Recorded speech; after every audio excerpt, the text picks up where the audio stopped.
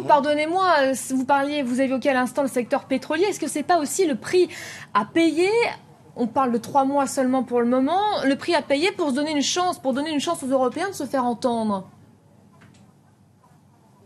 Écoutez, je pense qu'il ne faut pas mélanger les Européens et l'Union européenne. L'Union européenne a été créée par les États-Unis pour faire prendre par les nations européennes des décisions contre leurs propres intérêts. Puisque ces décisions, bien sûr, vont aller contre l'intérêt des pays européens et bien sûr des milieux d'affaires.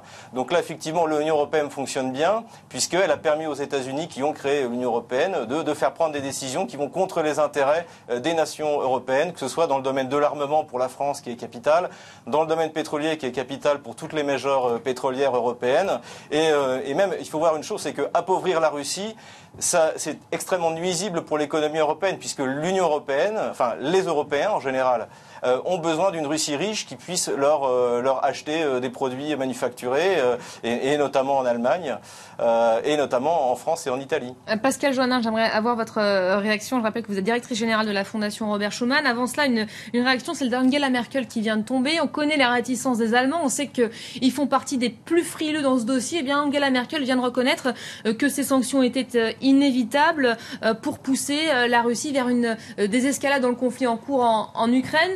Ce que vient de dire Xavier Moreau, je vous ai vu sourire.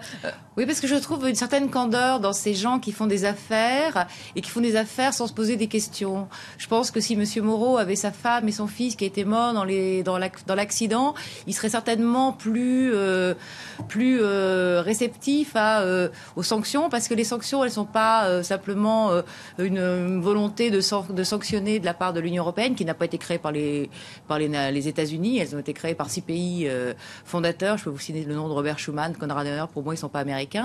D'une part, et d'autre part, c'est bien parce qu'en effet, il y a de la part de la Russie une terrible mauvaise foi. Alors on peut faire des affaires avec...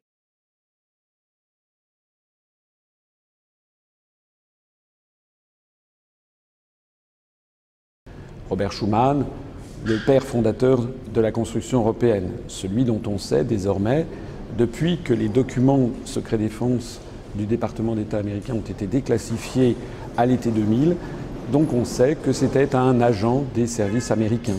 C'est lui à qui est attribuée la fameuse déclaration Schuman de 1950. On sait également que cette déclaration a été rédigée dans les services de Dean Acheson, le secrétaire d'État américain de Truman, à la fin des années 50, et transmis à Robert Schuman par Jean Monnet.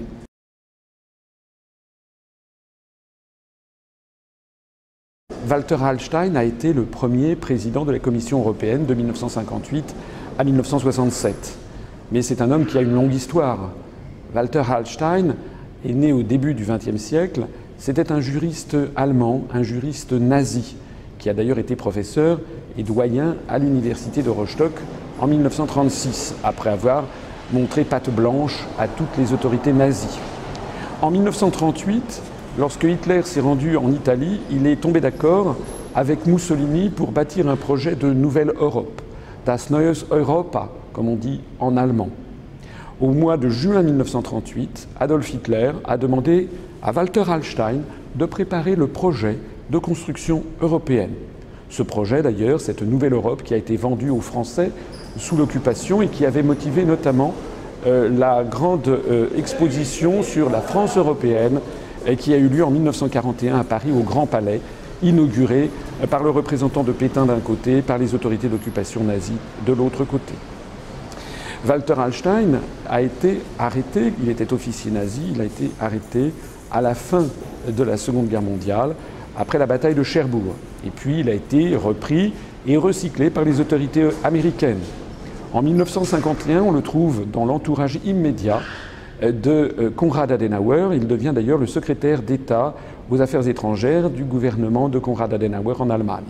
C'est lui qui va préparer le projet de Nouvelle Europe, la nouvelle Europe, à partir des plans qu'il avait préparés pour Hitler et Mussolini. C'est ce qui va donner le traité de Rome qu'il signera d'ailleurs le 25 mars 1957, à côté du chancelier d'Allemagne, Konrad Adenauer.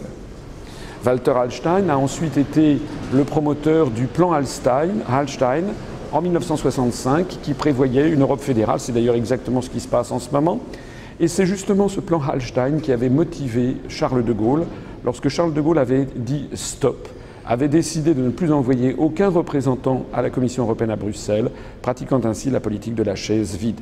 Parce que le président de la République française, le fondateur de la France libre, Charles de Gaulle, savait très bien à quoi s'en tenir sur Walter Hallstein, un nazi recyclé par les Américains pour détruire les nations d'Europe et les placer sous l'autorité d'un empire dictatorial.